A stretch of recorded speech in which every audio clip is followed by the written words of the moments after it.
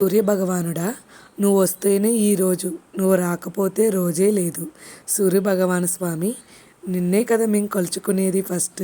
Hi అండి అందరికీ, ఎలా ఉన్నారు అందరూ? నేనైతే చాలా బాగున్నాను. మీరు కూడా బాగుండాలని మనస్ఫూర్తిగా కోరుకుంటున్నానండి. మీకు చెప్పాను కదా రథసప్తమి వీడియో పెడతానని. రోజు మార్నింగే లెగుద్దాం అనుకున్నాను, కాకపోతే 6 అయిపోయిందండి లేచేటప్పటికి. ఇంక లేచిన తర్వాత జస్ట్ క్లీనింగ్ అయితే చేసేసుకున్నాను. బయట ఏ ముగ్గులు పెట్టేసుకున్నాను కదా, పక్కగా క్లీనింగ్ అయితే చేసేసుకున్నాను. ఒకసారిగా పనులన్నీ చేసేటప్పటికి ఒళ్ళు నిజంగా సహకరించదండి. చాలా హెల్త్ ఇష్యూస్ వస్తూ ఉంటాయి. నేను ఇంట్లో పని పిల్లలతోటి, నాకు ఇంట్లో ఒక చిన్న మచ్చ కూడా ఉండకూడదు, నీట్గా ఉండాలి. మా పిల్లలు ప్రతిరోజు ఏదో ఒకటి రూమ్లో చేస్తూనే ఉంటారు. నేను డైలీ మాప్ పెట్టుకుంటానండి. ఎందుకంటే చిన్నపిల్లలు ఉన్న ఇల్లు అయితే చాలా చిరాగ్గా ఉంటుంది కదా. ఎందుకంటే వాళ్ళకి తెలియదు కాబట్టి, అన్నీ జిమ్మేసి అన్నీ పామేస్తారు కాబట్టి నేను డైలీ క్లీన్ చేసుకుంటాను. అలాగే కొంచెం ఫెస్టివల్స్ టైంలో ఇంకా ఎక్కువగా నీట్గా చేసుకుంటానన్నమాట. ఇంకా రథసప్తమి రోజు నాడు అయితే 6 అయిపోయిందండి లేచేటప్పటికి. ఇంక లేచి పిల్లలకైతే లంచ్ బాక్స్ అయితే పెట్టుకోలేదు, తర్వాత పంపుదామని చెప్పేసి ఫస్ట్ అయితే తలస్నానం చేసి గ్యాస్ దగ్గర పాలు పొంగించాలి. మెయిన్ అదే పెట్టుకున్నాను అనమాట. ఇంకా పరమాన్నం వండేస్తాను కాబట్టి దేవుడికి ప్రసాదం తీసేసి తర్వాత పిల్లలకైతే కొద్దిగా పెట్టేద్దామని ప్లాన్ అయితే చేసుకున్నాను.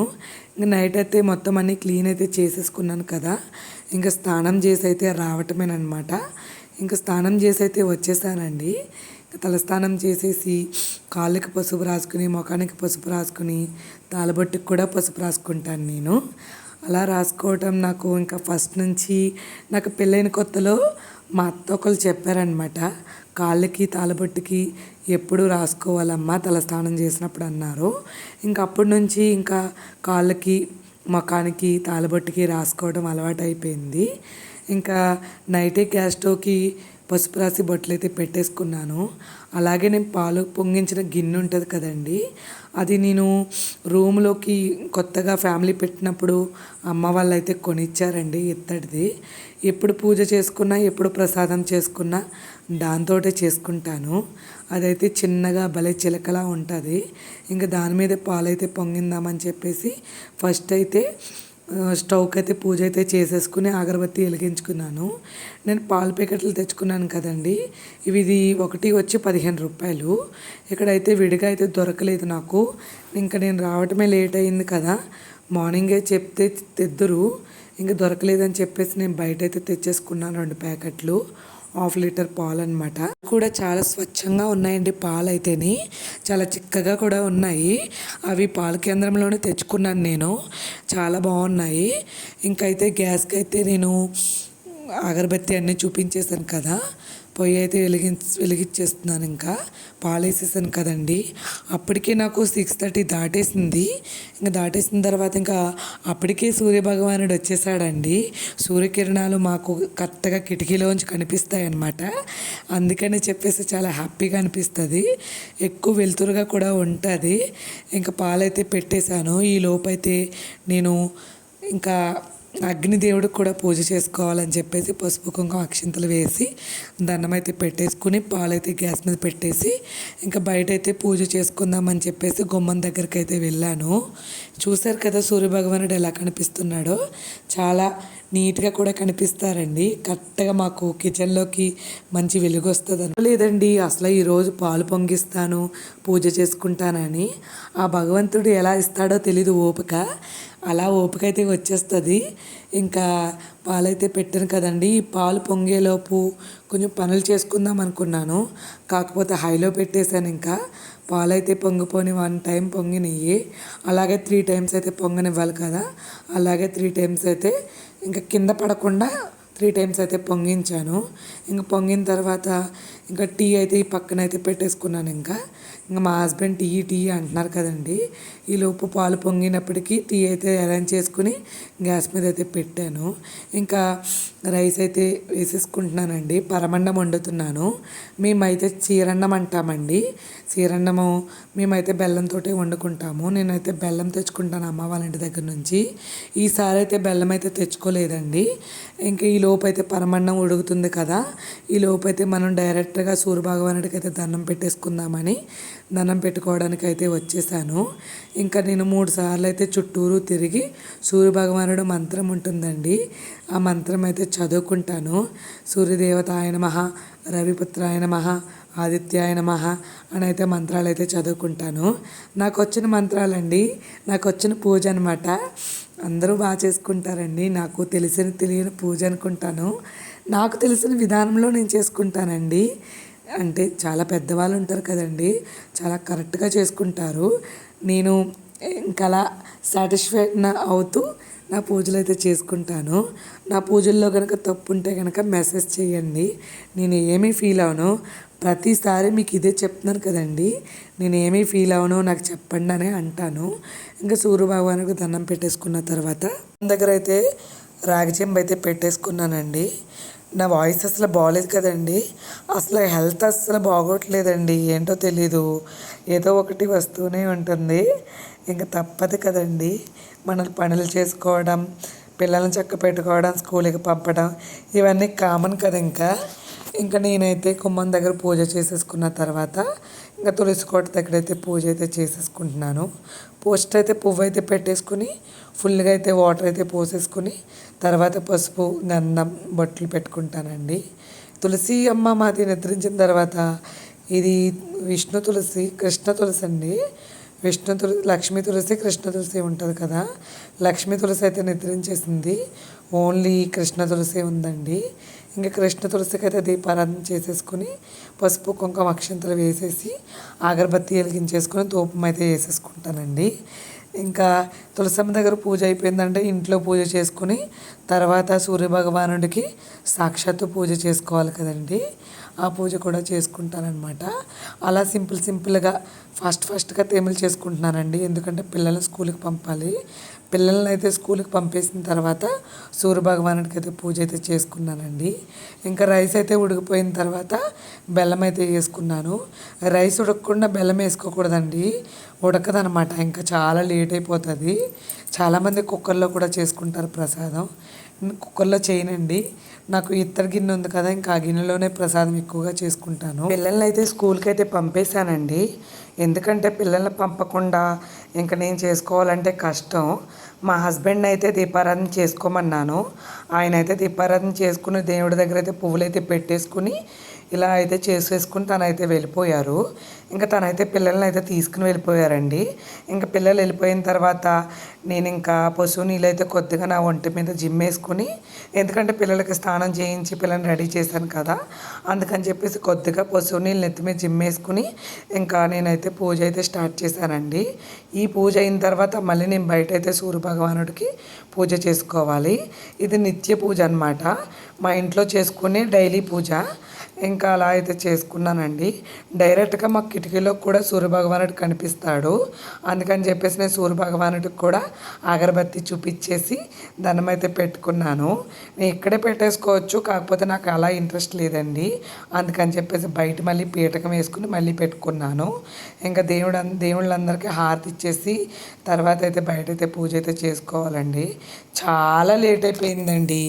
ఎంత లేట్ అంటే బయట పూజ అయ్యేటప్పటికి 10 అలా అయిపోయింది. 9:30 దాటేసి 10 అయిపోయింది అనుకుంటాను. ఇంకా నేను ఏం చేయనండి, పిల్లల్ని చక్కపెట్టి పంపేటప్పటికే తల ప్రాణం తోక్కొస్తుంది. ఆ పిల్లలకి మళ్ళీ ఇప్పుడు లంచ్ బాక్స్ పంపాలండి. 12:30 లోపు లంచ్ బాక్స్ అయితే పంపేయాలి వాళ్ళకి. ఎందుకంటే ఇలా నర్సరీ వాళ్ళకి 12కే స్టార్ట్ చేసేస్తారంటండి. మా పెద్ద పాపకి అయితే 12:30కి స్టార్ట్ చేస్తారు.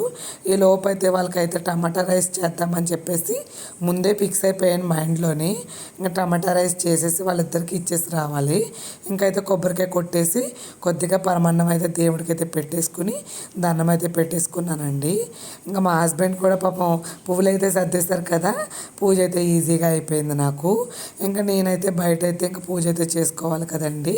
ఇంకా రథసప్తమి రథం వేసుకున్నాను పీటకి, పసుపులు రాసి బొట్లు పెట్టి అక్కడ కూడా కొంచెం కల్లాపు జిమ్మినట్టు జిమ్మి ముగ్గులైతే పెట్టుకున్నానండి. మెయిన్ ఈ పూజే కదండి దేవుడికి. ఇంట్లో చేసిన పూజ నిత్య పూజ అనమాట. ఇదైతే బయట పూజ కదండి. మా ఇంటి దగ్గర అందరూ భలే చేసుకున్నారండి రథసప్తమి పూజలు. ఇంకా బయట కింద వరండాలో పెట్టేసుకుని మా అక్క అయితే వరండాలో చేసుకుందనమాట. నేల మీద భలే చేసుకున్నారు. భలే ఇంట్రెస్ట్గా అనిపించింది. పూజ భలే అనిపిస్తుంది వాళ్ళది. ఎందుకంటే సాక్షాత్తు కనిపించే దేవుడు కదండి మనకి సూర్య భగవానుడు. అందుకే ఎట్టి పరిస్థితుల్లోని రథసప్తమి రోజునాడు పూజ అయితే చేయకుండా ఉండకూడదండి. మనకు కనిపించిన దేవుడికే మనం ఎన్నో పూజలు చేసుకుంటాము. కనిపించే దేవుడికి ఎందుకు చేసుకోకూడదండి? కన్ఫామ్గా చేసుకుని మనం ఆరోగ్యంగా మన బిడ్డలు, మన భర్త, మన పుట్టింటి వాళ్ళు, మన అత్తింటి వాళ్ళు అందరూ బాగుండాలని దండం అయితే పెట్టుకోవాలండి. నేను ఎప్పుడు అలాగే పెట్టుకుంటాను. నేనే కాదు, నా చుట్టుపక్కల ఉన్న వాళ్ళు, నా పుట్టింటి వాళ్ళు, నా అత్తింటి వాళ్ళు అందరూ బాగుండాలి, ఆరోగ్యంగా ఉండాలండి. ఎన్ని కోట్లు సంపాదించినా ఉపకారం లేదండి ఆరోగ్యం లేనప్పుడు. అందుకనే సూర్యభగవానుడికి ప్రతిరోజు లేచి సూర్య నమస్కారం చేసుకుంటే ఆరోగ్యంగా ఉంటామని ప్రతి ఒక్కరికి నమ్మకం అనమాట. చిన్నపిల్లల్ని అయితే సూర్యభగవానుడికి ఎర్లీ మార్నింగ్ చూపిస్తారు. ఎందుకంటే పచ్చకావుళ్ళు ఉంటే సూర్యభగవానుడి కిరణాలు పడితే పచ్చకావుళ్ళు తగ్గుతాయి అని చెప్పేసి అంటారు. ఎందుకంటే మా పెద్ద పాపకి పచ్చకావుళ్ళు వచ్చినప్పుడు సూర్యభగవానుడు ఎదురుగుండా చాలాసేపు ఎండలో పెట్టేవాళ్ళం అనమాట పిల్లల్ని. ఎండలో పెడితే పచ్చకావుళ్ళు తగ్గుతాయని ఒక నమ్మకం అండి. అందుకే సూర్యభగవానుడికి ప్రతిరోజు మగవాళ్ళు దండం పెట్టుకుంటే చాలా మంచిదండి. కొంచెం ఇలాగ అర్పణ ఇచ్చేసి పువ్వు పెట్టి దండం పెట్టుకుంటే మంచి ఆయురారోగ్యాలతో ఉంటారని నమ్మకం అనమాట. మా భర్త కోసం కూడా ప్రతిరోజు సూర్యభగవానుడికి అయితే దండం పెట్టుకుంటానండి. ఎందుకంటే వాళ్ళ బాగుంటేనే కదండి మనకి ఏదైనా అని.